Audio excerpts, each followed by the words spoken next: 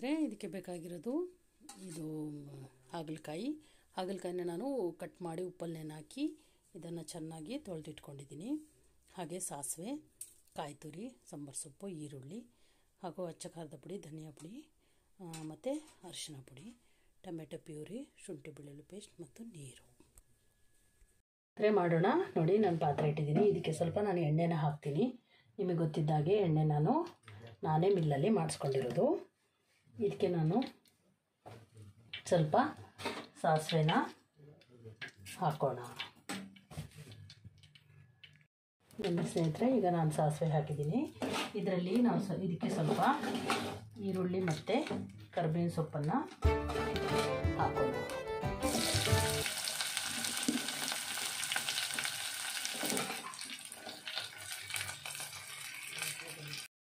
ಬೇಗ ಫ್ರೈ ಆಗಿದೆ. ಅದಕ್ಕೆ ನಾವು ಇಟ್ಟಿರೋ ಹಾಗಲಕಾಯಿ, ತೊಳೆದು ಇಟ್ಕೊಂಡಿರೋ ಹಾಗಲಕಾಯಿನ ಹಾಕೋಣ. ಸ್ನೇಹಿತರೆ, ನಾನು ಎಲ್ಲ ಅಡುಗೆಗೂ ಕೂಡ ಸ್ವಲ್ಪ ಟೊಮೆಟೊ ಪ್ಯೂರಿ ಮತ್ತು ಶುಂಠಿ ಬೆಳ್ಳುಳ್ಳಿ ಪೇಸ್ಟನ್ನ ಬಳಸ್ತೀನಿ. ಅವೆಲ್ಲ ಔಷಧಿ ಅದರಿಂದಾಗಿ ನಾವು ಅದನ್ನೆಲ್ಲ ಅಡುಗೆಯಲ್ಲೂ ಕೂಡ ಬಳಸೋದು ತುಂಬ ಒಳ್ಳೆಯದು. ಹಾಗಾಗಿ ನಾನೆಲ್ಲ ಕೂಡ ಅಡುಗೆಯಲ್ಲೂ ಕೂಡ ಸ್ವಲ್ಪ ಅದನ್ನು ಬಳಸ್ತೀನಿ. ಸ್ನೇಹಿತರೆ, ನಾನು ಟೊಮೆಟೊ ಪ್ಯೂರಿನ ಈಗ ಈ ಹಂತದಲ್ಲಿ ಹಾಕ್ತೀನಿ. ಸ್ವಲ್ಪ ಫ್ರೈ ಆಗಿದೆ ಈಗ ಹಾಗಲಕಾಯಿ. ನೋಡಿ, ನಾನು ಟೊಮೆಟೊ ಪ್ಯೂರಿ ಮತ್ತು ಶುಂಠಿ ಬೆಳ್ಳುಳ್ಳಿ ಪೇಸ್ಟನ್ನು ಎಲ್ಲ ಅಡುಗೆಯಲ್ಲೂ ಕೂಡ ಬಳಸ್ತೀನಿ. ಅದು ನೋಡಿ, ಟೊಮೆಟೊ ಈಗ ಸೈಂಟಿಫಿಕ್ಲಿ ಪ್ರೂವ್ ಆಗಿದೆ. ಅದು ಒಂದು ಹಣ್ಣು. ಅದು ನಾವೀಗ ಟೊಮೆಟೊನ ತರಕಾರಿ ಅಂತ ನಾವು ಬಳಸ್ತೀವಿ. ಸೈಂಟಿಫಿಕ್ಲಿ ಪ್ರೂವ್ ಆಗಿದೆ. ಯಾಕಂದರೆ ಇದರಲ್ಲಿ ತುಂಬ ಒಳ್ಳೆಯ ಗುಣಗಳಿದೆ. ನಮ್ಮ ಸ್ಕಿನ್ನಿಗೆ ಹಾಗೂ ನಮ್ಮ ಹೆಲ್ತಿಗೆಲ್ಲ ತುಂಬ ಒಳ್ಳೆಯದು ಅಂತ. ಹಾಗಾಗಿ ಟೊಮೆಟೊ ಪ್ಯೂರಿ ನಾವು ಟೊಮೆಟೊನ ಬಳಸೋದು ಒಳ್ಳೆಯದು. ಬಟ್ ಹಾಗೆ ಕಟ್ ಮಾಡಿ ಹಾಕಬಾರ್ದು. ಅದನ್ನು ನಾವು ಚೆನ್ನಾಗಿ ಮಿಕ್ಸಿಲಿ ಪ್ಯೂರಿ ಮಾಡಿಕೊಂಡು ಅಥವಾ ಬೇಯಿಸಿ ಅದರ ಸಿಪ್ಪೆ ತೆಗೆದು ಬಳಸೋದು ತುಂಬ ಒಳ್ಳೆಯದು. ಈ ಹಂತದಲ್ಲಿ ನಾನು ಸ್ವಲ್ಪ ಉಪ್ಪನ್ನು ಹಾಕ್ತೇನೆ.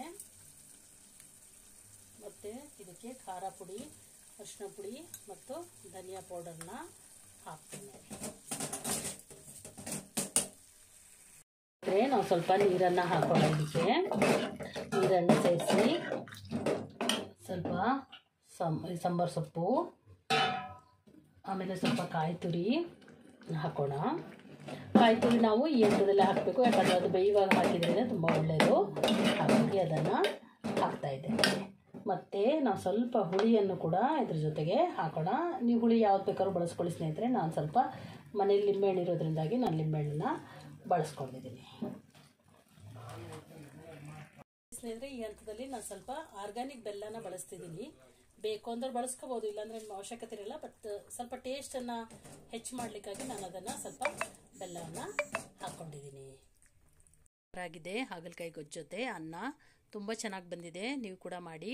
ಹಾಗೆ ಹೇಗೆ ಬಂತು ಅಂತ ಕಮೆಂಟ್ ಮಾಡಿ ತಿಳಿಸಿ. ನಿಮಗೆ ಇದು ಇಷ್ಟ ಆದಲ್ಲಿ ಲೈಕ್ ಮಾಡಿ, ಶೇರ್ ಮಾಡಿ ಹಾಗೂ ಸಬ್ಸ್ಕ್ರೈಬ್ ಮಾಡ್ಕೊಳ್ಳಿ ಸ್ನೇಹಿತರೆ. Thank you so much. Healthy food with Geetanjali.